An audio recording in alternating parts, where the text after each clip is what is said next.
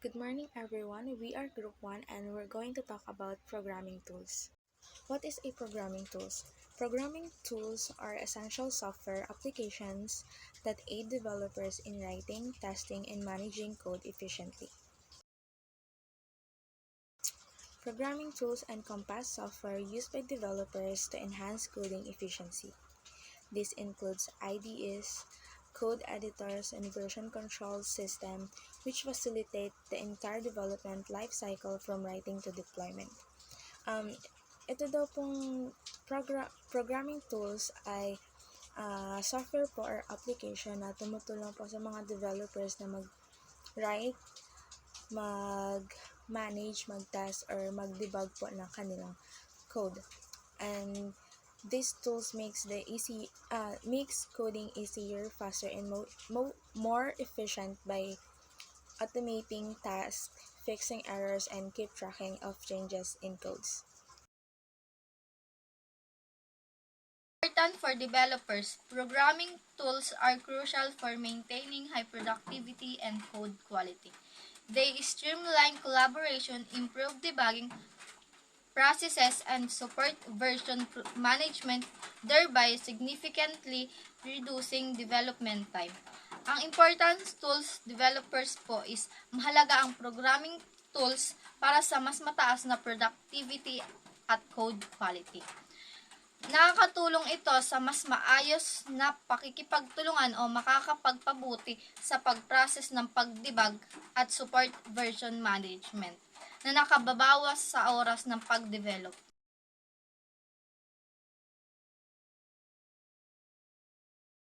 Types of programming tools. So what is programming tools? Programming tools are essential for software development as they enhance productivity, collaboration, and code quality.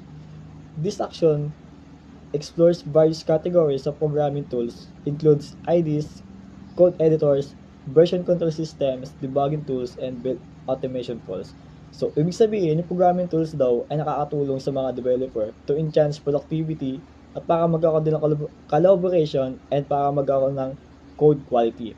At meron itong tinatawag na various categories which is yung IDEs, code editors, version control system, debugging tools, and build automation tools. Magandang umaga po sa ating lahat. Ang akin pong ipapaliwanag o i-report ngayon sa inyo ay ang Integrated Development Environment or IDE. So, ang Integrated Development Environment naman daw po ay provide comprehensive facilities for software development in a single application. They integrate sources, code editors, build automation tools, and debugging features, enhancing productivity and facilitating seamless coding processes. Ang IDE naman po ay isang software na nagbibigay ng mga tool para sa mga programmer na makapag-develop ng mga application. Karaniwang kasama dito ang code editor, debugger, at compiler. Sa Tagalog naman po ay maaaring ilarawan ito bilang pinagsamang kapaligiran para sa pag-unlad na tumutulong sa mga developer na mas madaling sumulat, subukan at i-debug ang kanilang mga program. Code editor. Code editor are essential tools for developer providing a streamlined environment for writing and editing code. They enhance productivity with features like syntax, highlighting, code completion, and integration with version control system. Basically, ang code editor po ay isang tools na ginagamit ng developer para mas mapadali ang kanilang pagko-code. Meron po silang features like syntax highlighting, which is yung taga-highlight po nila ng code para mas madali nilang makita o mas madali nila itong basahin. Next po ay yung code completion. Dito po naman ay automatikong nagmumungkahi ng mga salita o utos habang nagta-type. Then yung integration with version control system, ito po yung nagpapaintulot sa iyo na subaybayan ang mga pagbabago sa iyong code at makipagtulungan sa ibang developer. So now, what is version control system? So version control system is track changes to code and facilitate collaboration among multiple developers. Tools like Git, it provides branching, merging, and historical tracking which are crucial for managing projects efficiently. So ito naman po ay isang tool na ginagamit po para ma-track or ma-manage po yung mga pagbabago sa codes, and with its help, ma-review po natin yung mga previous version ng codes na at yung pwede pong maibalik or ibalik yung mga pagbabago po at ma-collaborate po with others without deleting or disrupting anyone's work. Debugging tools. Debugging tools are used to find and fix mistakes in the code. They offer useful features like breakpoints. These breakpoints is pausing the code at center points. Call stack inspection. This call stack inspection is seeing the order the function calls, and variable tracking, checking the values of variables. These features help developers understand what's going wrong and improve their code efficiently. Popular IDEs. So, it streamlined the software development process by providing essential tools and features. Popular IDEs offer unique functionalities tailored to different programming languages and project requirements, enhancing developer productivity and code quality. So, yung IDEs, parang super tool siya na may lahat ng kailangan para gumawa siya ng software like yung pagsulat ng code, pag-check ng errors at yung sa pag-debug. So may iba't ibang uri ng IDEs din para sa iba't ibang programming languages, kaya mas madali at mas mahusay ang trabaho ng mga programmer. Visual Studio. Visual Studio is a comprehensive IDE from Microsoft for developing applications for Windows and web services. It supports multiple programming languages, offers debugging tools, and integrates with Azure for cloud solution. Ang Visual Studio ay isang komprehensibong IDE mula sa Microsoft para sa pagbuo ng mga application para sa Windows at web services. Sinusuportahan nito ang iba't ibang programming languages. Nag-aalok ng mga debugging tools at nag-integrate sa Azure para sa mga solusyong nakabatay sa cloud. PyCharm. What is PyCharm? PyCharm is an IDE designed especially for Python development, offering advanced features like code analysis, debugging, and project navigation. It provides integration with frameworks like Django and Flask, enhancing web development capabilities. So, yung PyCharm ay ito ay nag-o-offer ng mga advanced features like kagaya ng code analysis, debugging, at project navigation tools.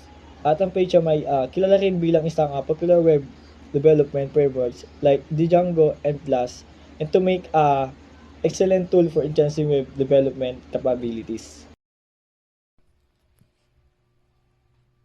So, ang next naman po natin ay Eclipse.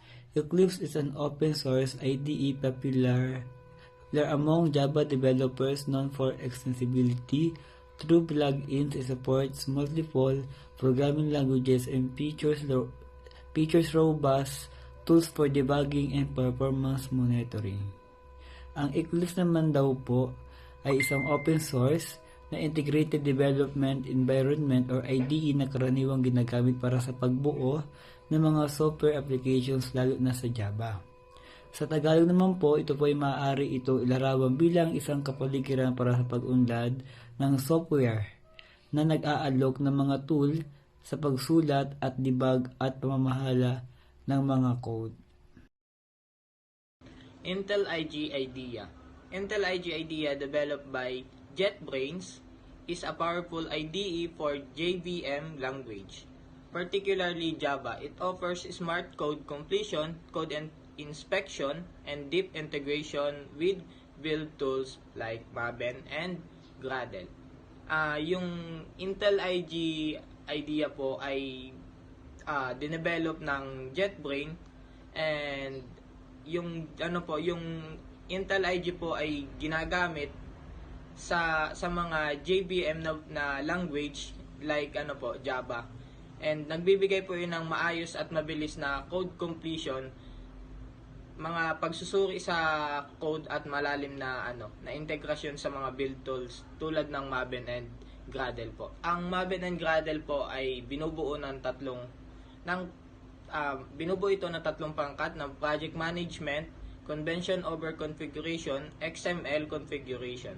Yung project management po ay tumutulong sa pamamahala ng mga proyekto doon po sa Java.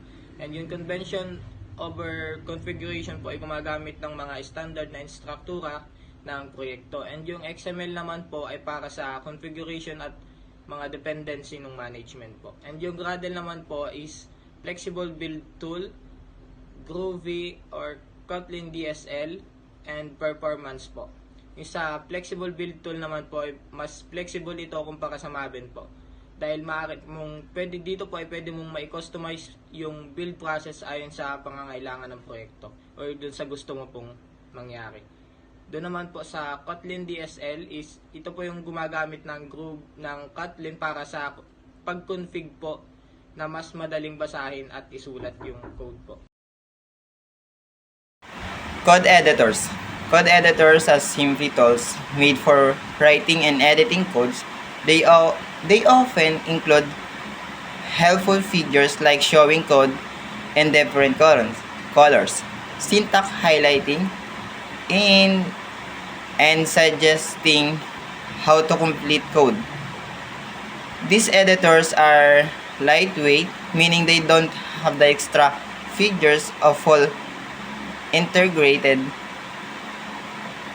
development environment, also called IDE, allowing developers to focus just on coding without the extra complexity.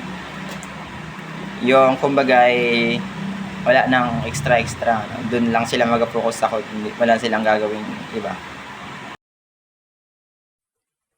Sublime Text is known for this speed and simplicity with features like multiple selection and powerful search tools. It supports numerous programming languages and offers to distraction-free writing mode, making it a popular choice among developers.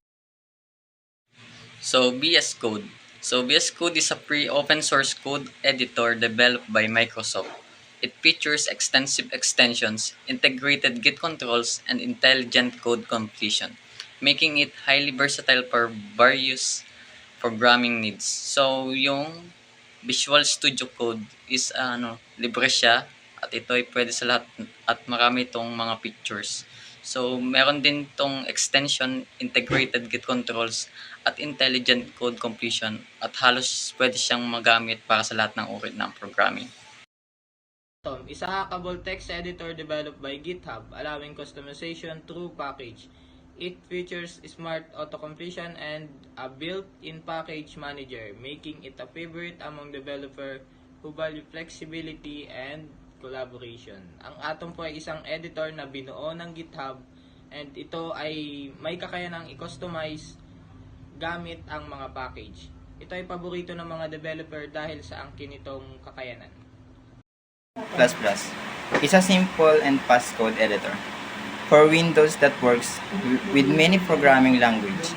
It has features like syntax highlighting, showing code in different colors, a customizable interface, and a strong search and replace tool.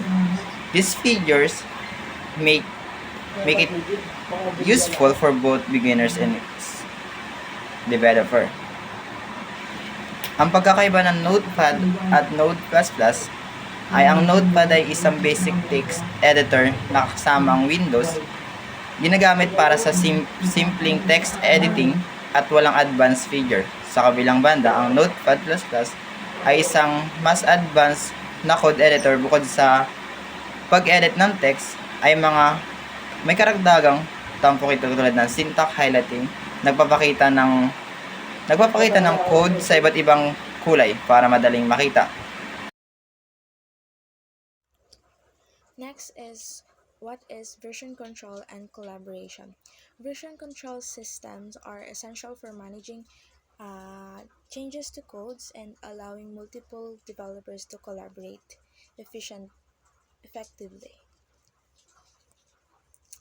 So next, what is version control and collaboration? Version control systems are essential for managing changes to code, allowing multiple developers to collaborate effectively. Git and GitHub have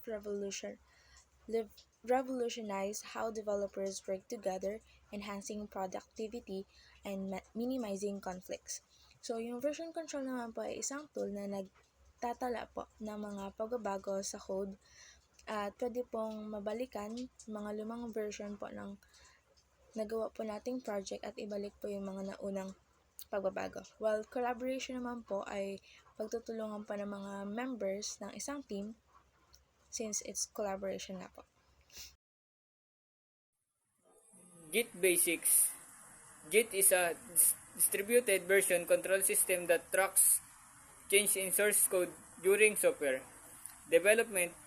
It enables developers to work simultaneously on flies without overwriting each other works. GitHub. So what is GitHub? GitHub is a web-based platform that uses Git to frame for version control, facilitating collaboration among developers. It allows users to share code, track issues, and review changes, making project management easier and more efficient. So yung GitHub ay isang web-based platform na kung saan ay tinutulungan nito ang mga developers to collaboration at ina-allow nila yung mga users na mag-share ng codes at pakatrack ng mga issues para ma-review na rin yung mga changes and to make project management easier. The right tools. Selecting the right programming tools is critical for project success, productivity, and developer satisfaction. Evaluation project requirements, personal workflow preferences, the future trends can significantly impact efficiently and collaboration in software development. Ang choosing the right tools naman po is yung pagpili ng tamang programming tools ay critical para sa tagumpay na proyekto, productivity at kasiyahan ng mga developer. Mahalaga ang pagsusuri sa mga kinakailangan ng proyekto, mga personal na kagustuhan sa workflow, ang mga hinahanap na uso upang makamit ang mas mataas na kahusayan, at pakikipagtulungan sa software development. So, ang next naman po natin ay ang assessing project requirement.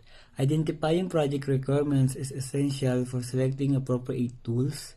Consider factors such as project complexity, team size, and deadlines, as this will guide the choice of tools that best support collaboration and feature implementation. Ang assessing project requirements naman daw po ay maaaring isang bilang pagsusuri ng proyekto. Ito ay tumutukoy sa proseso ng pag-i-evaluate ng isang proyekto upang matukoy ang mga layunin, pag-usad at mga resulta nito, pati na rin ang mga potensyal na problema at solusyon.